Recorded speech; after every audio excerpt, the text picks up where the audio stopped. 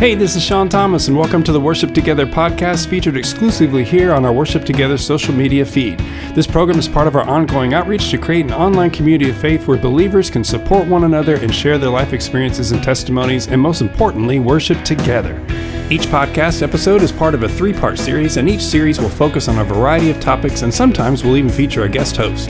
Thank you for listening, and I hope you enjoy this Worship Together podcast episode. All right, and welcome back, everyone, to the second episode of this podcast series called Healthy Temple. Last week, we started off by referencing 1 Corinthians chapter 3, verses 16 through 17, which says, "Do you not know that you are God's temple, and that God's Spirit dwells in you? If anyone destroys God's temple, God will destroy him, for God's temple is holy, and you are that temple." And then also in 1 Corinthians chapter 9, verse 27, in which Paul says about himself, "But I discipline my body and I keep it under control, lest after preaching to others, I myself should be disqualified." And we talked about how our bodies are a temple of God's, and to honor that temple, we have to discipline and control ourselves, lest after preaching or sharing the good news, we find our own temple has been neglected. And last week's focus was on physical fitness and on exercise. So today I want to talk to you a little bit about nutrition and diet. And lastly, last week's theme about exercise was called No Right Way, but Lots of Wrong Ways. So today's theme on nutrition is similarly titled, There is No Such Thing as Bad Food. Okay, now real quick, before we get too far, I got to do my little disclaimer and remind you that I am not a physician or a medical or nutritional expert. Everything I share here is my opinion, and you should always seek the advice and counsel of your doctor when making decisions about your personal health. Alrighty, so no such thing as bad food, huh? How can I possibly say that? Well, let me come back to that and just share a little bit more about what I mentioned in the last episode about a period of time in my life when food and eating became an addictive disorder for me. During my time in treatment, I was taught all sorts of things about sugars and simple carbohydrates and endorphins and things that probably some of you have heard before, and things that I was also kind of familiar with from my work as a fitness instructor and trainer. And so as part of my recovery, I categorized these types of foods as bad. And for me, I went to great lengths to avoid them at all costs for fear, and I'm stressing that word, for fear of falling off the wagon or backsliding. Now, without going into depth about addiction and mental and psychological side of things, the fact is that whatever the addiction or substance, that's not the problem. The substance isn't the problem. It's simply the conduit or the tool that manifests from the problem to deal with what seems undealable and is eventually used to even just ignore that problem entirely. So why do I even point this out? Well, because as with many newbies in recovery, all I did was switch my coping tool from one obsession to another. And so I went from obsessing about wanting to eat certain foods to obsessing about not being allowed to eat certain other foods. And I went from anything goes to ultra restrictive, and neither of those is healthy. Now, one more thing before I dive into the idea of no such thing as bad food. I think it goes without saying, but just in case, that I want to make clear that I am not talking about actual medical prohibitions on food that are specific to a specific person's medical condition or predisposition, like food allergies, possible side effects due to medication, or diabetes or high blood pressure, which, by the way, are not always predispositions, but we'll list them here anyway. So everything in this discussion is framed with that understanding. Okay, what I learned over time is that just as the substance of choice in addictions isn't the problem, particular kinds of foods that are typically thought of as bad for you are also not the problem. The trick with food versus other substances is, unlike alcohol or drugs, you can't just not eat anymore, right? You have to eat. So the analogy I learned was with most addictions, you think of the substance as a tiger that you have to put in a cage and then throw away the key. But with food, you have to lock that tiger in the cage and then take him on a short walk a few times a day and then put him back in the cage. And the trick is, how are you spending your time on the short walks with the tiger? And the healthy answer to that is what's called balanced eating.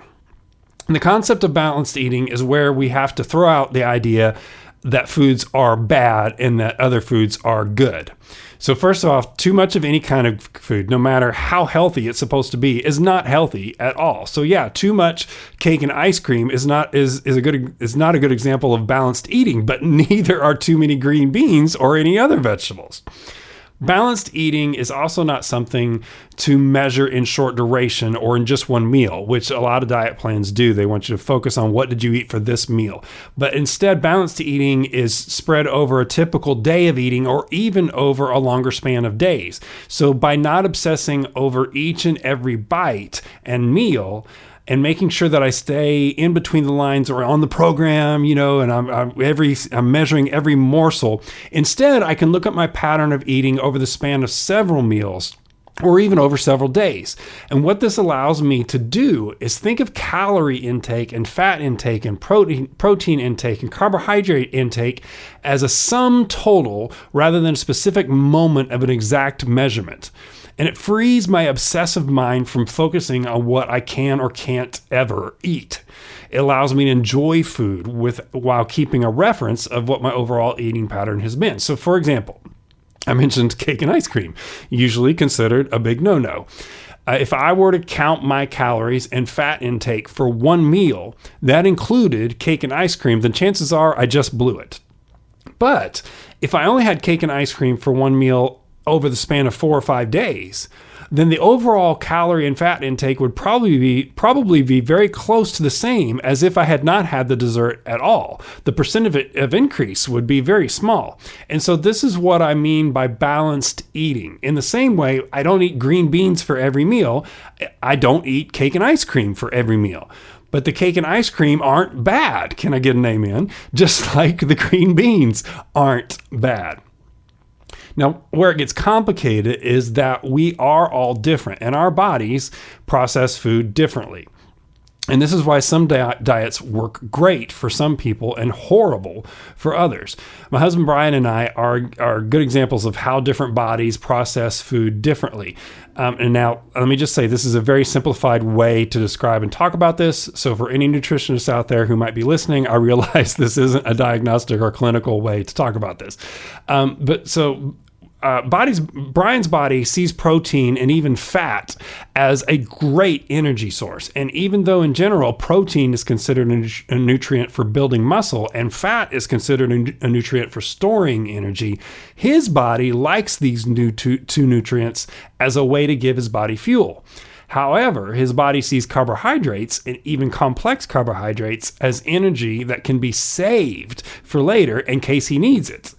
And so even though carbs are usually considered a nutrient used as immediate energy source, his body wants to store it.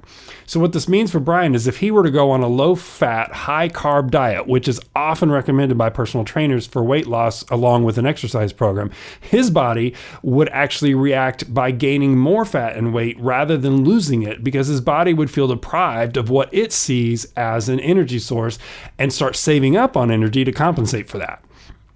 But when his overall nutrient intake is high in protein and even in fat, he tends to lose weight because his body likes those nutrients and uses them efficiently to burn energy. Now, me, on the other hand, my body sees protein and fat completely the opposite than Brian's body does. If I consume more protein than my body knows what to do with, it doesn't see that as an energy source. It sees it as extra leftover energy that should be stored. Similarly, with fat nutrients, my body immediately sees fat as more stored energy, which means if I eat a high protein, high fat diet, my body will store up even more fat because it's not getting the energy source it likes, which for me is carbohydrates and a whole lot of them. Now, obviously I can go overboard, but in general, the more carb fuel I give my body, the more energy it creates. For Brian, his energy is created better from proteins and fats. Now, how did we even figure all this out? Well, that's the hard part. It's just through trial and error. Unfortunately, there's not an instruction tab on the back of our shirt collars that just tells us how our body processes food. And not only that, it can change due to factors like age and activity level, stress, and other medical conditions that might influence our metabolism. But where does that leave us with the no bad food concept? Well, first we start to allow ourselves the freedom to see food as just food without a negative or a positive connotation. And then we look at our overall eating habits and try to start or maintain a balanced eating approach. And sure, we consider the number of calories and which nutrients we're consuming according to how our body processes those nutrients. But from there, we develop a bigger picture and perspectives, like how balanced was my eating over the whole day rather than all just at one meal, or how balanced was my eating over the past 3 or 4 days rather than just focusing on like the supreme crust pizza that I had at one meal. The pizza wasn't bad, just like the chef salad I had wasn't bad the day before that. Pizza every day, sure, that's going to be a problem. Salad every day, also not balanced eating. So a little sidebar here that might seem unrelated, but actually it does tie into the topic of our body needing energy. Obviously, consuming food and calories is the principal way that our body ingests energy in the form of fuel to burn. But our body also gets energy by restoring or revitalizing itself through sleep. So why do I bring this up? Because sometimes our brain gets its signals crossed and we may think we're hungry when really we're exhausted or just need some rest. If we're rest deprived and we continue without rest, our brain will start sending out an SOS for more energy. And in our tired state, we might interpret that as being hungry, or we might even be aware that we're tired, but intentionally eat to compensate for the fact that we're tired and need more energy. The problem is the solutions for these two needs, being hungry and being tired, are not interchangeable. You can't go without eating and just sleep a few extra hours to compensate for an empty stomach, and you can't go without sleep and just eat extra food to compensate for being worn out. So if you get into a pattern of not having enough rest, then chances are you'll get into a pattern of eating more than you need. So if you've eaten well for the day and you find yourself craving something, it might be sleep and not food. Another thing to keep in mind is the frequency of meals. And again, this is different for every person. Some folks' metabolisms will function very efficiently with just 1 or 2 large meals each day, similar to what you might have heard recently when people talk about intermittent fasting. And then there's other folks who have metabolisms that perform better with several small meals and snacks spread throughout the day. So another example of this is just another example of not being bad or good, but unfortunately it does come down to trial and error just to try to figure out what works best for you. Lastly, I want to take us back to something I talked about in the last episode, and that is to remember to ask the question, what is the goal here? Both overall and specifically. Nutrition isn't just about losing weight. You can be well within your recommended weight and still have a poor body composition due to poor nutrition. And you could even be considered overweight, but be in excellent physical condition, which, by the way, is why I despise body mass index as a tool, or even worse, as a standard for establishing a person's healthy weight, because it doesn't take into account body composition, only weight versus height. So don't let your doctor use that as the sole indicator of your healthy body weight. Okay, anyway, back on topic. So what is the goal? Maybe you're not trying to actually change the number on the scale, but you do still have some nutritional and fitness challenges to meet. Or maybe your cardiovascular health is excellent, but you could stand to shed a few pounds. Maybe your diet is missing some nutritional balance and has a vitamin deficiency that you need to correct. All of this takes us back to the principle of balanced eating and using discernment within that practice of balanced eating to plan our meals and types of food that we consume and when and how much of certain types of food we consume. So again, Paul says back in 1 Corinthians, I discipline my body and keep it under control. In nutrition, discipline is balance. It isn't not having enough so-called willpower to avoid certain foods at all costs because they're bad for you and so you must never, ever, ever, ever eat them again. That's not disciplined behavior. That is obsessive behavior. So I'll wrap this up in a similar way to how I ended last week's episode about whether you're doing it right or wrong. Are you monitoring your food intake in a responsible way, striving for balanced eating habits over a whole day or even over several days? Then you're doing it right. Are you including in your diet a wide selection of types of food without obsessively avoiding certain types and certain items other than for specific medical reasons? Well, then you're not doing it wrong. Yay, nutrition made easy.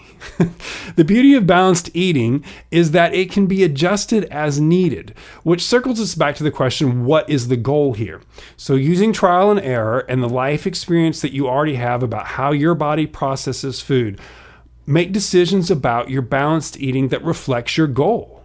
If your goal changes, then simply make some adjustments, but just keep things balanced.